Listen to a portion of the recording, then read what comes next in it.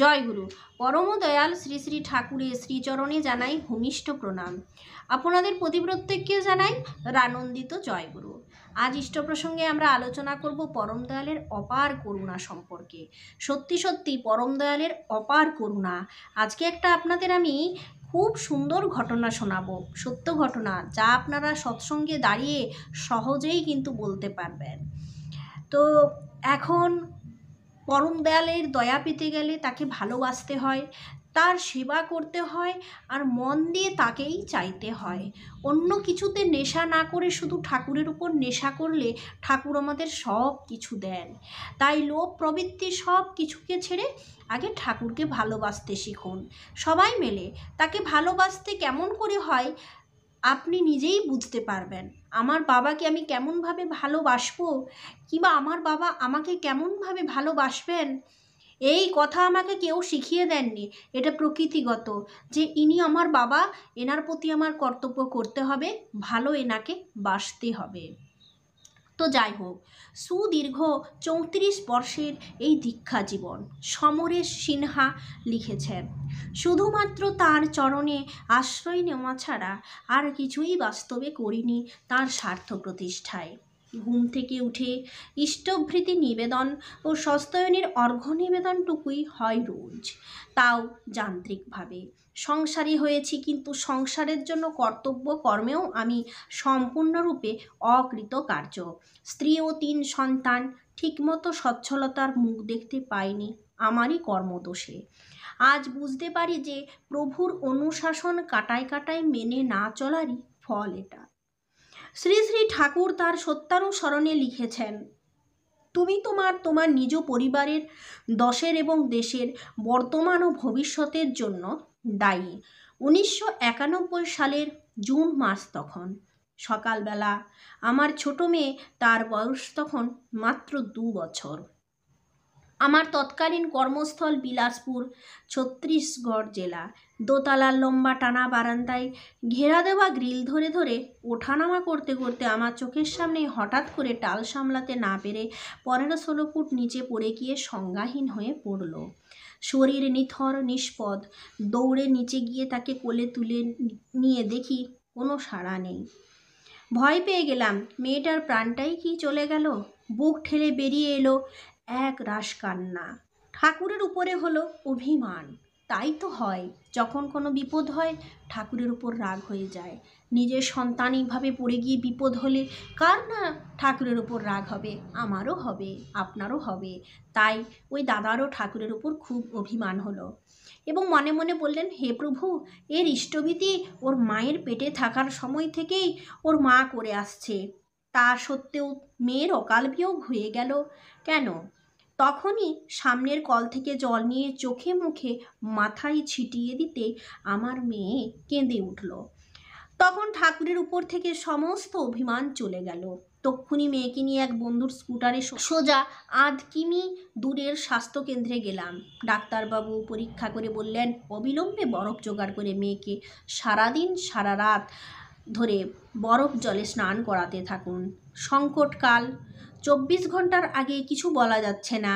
আমিও আমার মা ডাক্তারের পরামর্শ মতো বরফ জলে স্নান করাতে থাকলাম। সারা রাত ধরে মেয়ে তার শরীরের যন্ত্রণায় ভীষণ চিৎকার করতে লাগলো। খুব কষ্ট পাচ্ছিল। আমি শুধুই ভাবছিলাম, মেয়েটা বাঁচবে তো? তো যাই হোক, পরদিন সকালে মেয়েকে নিয়ে ছুটলাম ডাক্তারের চেম্বারে। মেয়ে তখন শান্ত হয়েছে অনেকটা। ডাক্তারবাবু পরীক্ষা করে মনে হলো নিশ্চিত হলেন। তিনি অভয় দিয়ে বললেন, আর ভয় নেই। তিনি বিস্মিত হলেন এই ভেবে যে অত উচ্চতা থেকে পড়েও বাচ্চার মাথায় বা শরীরের মেরুদণ্ডে বা অন্য কোথাও চোট লাগেনি, কোনো হেমারেজও হয়নি। শুধুমাত্র একটা হাতের বাহুতে নরম হাড় একটুখানি সরে গিয়েছে। চিকিৎসক তা প্লাস্টার করে দিলেন এবং ২১ দিনের মধ্যে ঠিক হয়ে যাবে বললেন।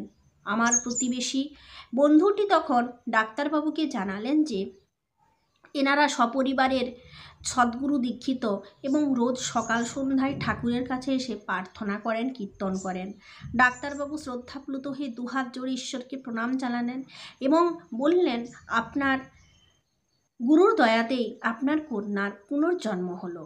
ধন্য আপনার গুরুদেব। ২৬ বৎসর অতিক্রান্ত হয়ে গেল। পরমপিতার কৃপায় এখনো পর্যন্ত মেয়ের কোনোরূপ অসুবিধা হয়নি। সে এখন শ্বশুর বাড়িতে গৃহিণী এবং এক সন্তানের জননী। তবে শ্বশুরমশাই শ্রী ঠাকুরের পবিত্র পাঞ্জাধারী কর্মী। আজ এই পৌরাবস্থায় এসে উপলব্ধি করেছি আমার জীবনের আজ অবধি যা যা ঘটছে কিংবা ঘটে চলেছে তার প্রত্যেকটার পেছনে তার মঙ্গল ইচ্ছা বর্ষিত হচ্ছে, তার করুণাধারা অহরহ বর্ষিত হয়ে চলেছে। সত্যানুসরণে শ্রী শ্রী ঠাকুর লিখলেন, পরমপিতার ইচ্ছায় অদৃষ্ট। তাছাড়া আর একটা অদৃষ্ট ফদৃষ্ট বানিয়ে বেকুব হয়ে বসে থেকো না। তাই আমরা সকলে কপটতা ত্যাগ করে মনে প্রাণে ইষ্ট স্বার্থ প্রতিষ্ঠায় যে কতখানি লেগে থাকতে পারবো গভীর বিশ্বাস নিয়ে, ততই তার উপর অনুরাগ জন্মাবে, জীবন সার্থক হবে। তো এইভাবে ইষ্টভীতি আমাদের বাঁচায়। তো ওই দাদার বিশ্বাস ছিল যে ইষ্টভীতি মায়ের পেট থেকে থাকাকালীন করে এসেছি, তাও এত বড় বিপদ, তাও অকাল মৃত্যু। আসলে ইষ্টভীতি যে আমাদের এইভাবেই বাঁচাতে পারে এ কথা আমরা জানি না। তাই যেমন তেমনভাবে ইষ্টভীতি করেও আমরা অনেক সময় রক্ষা পাই, কিন্তু ইষ্টভীতি ছাড়া চলবে না। ভালোভাবে করলে আপনি পাবেন ঠাকুরের অপার করুণা, ঠাকুরের দয়া। ঠাকুরকে ভালোবাসলে সত্যিই যে সব কিছু পাওয়া যায়। ঠাকুরকে ভালোবাসলে জীবনে সব সুখ, সব সুবিধা, সব কিছুই পাওয়া যায়। কিন্তু তাকে ভালো না বাসলে, তার কাছে শুধু পেতে চাইলে কষ্ট ছাড়া আর কিচ্ছু পাওয়া যায় না। আফসোস করবেন না জীবনে। ঠাকুর যখন আছেন, তিনি মাথার উপর আছেন, তিনি আমাদেরকে সত্যি সত্যি দয়া করেছেন। পরম দয়াল বাতলে দিলেন ইষ্টভীতির পথ। আজকে যে দীক্ষাপত্রের কাজের একটা ঝড় উঠেছে, এই ডিপি ওয়ার্কস, এই কাজের ঝড় কেন উঠেছেন জানেন? কারণ মানুষগুলো একটার পর একটা বেঁচে যাবে, মানুষগুলো একটার পর একটা সুস্থ হয়ে যাবে, বিপদ থেকে মানুষ রক্ষা পাবে। আর এই জন্য ঠাকুরের ইষ্টভীতির এই পথকে আমাদের অনুসরণ করতে হবে। পরম দয়াল শ্রী শ্রী ঠাকুরের দয়ায় আমাদের এই দীক্ষাপত্রের কাজে প্রত্যেককে অংশগ্রহণ করা উচিত। কারণ কি জানেন? কারণ আমরা সকলেই এসেছি জীবনে বাঁচতে এবং বাড়তে। আর ঠাকুর এসে স্বয়ং সশরীরে আমাকে বিপদের মুখ থেকে হাত ধরে টেনে তুলবেন এমনটা কিন্তু হবে না। ঠাকুর যে পথ দিয়ে গেছেন এই পথেই আমাদের আস্তে আস্তে হেঁটে চলতে হবে।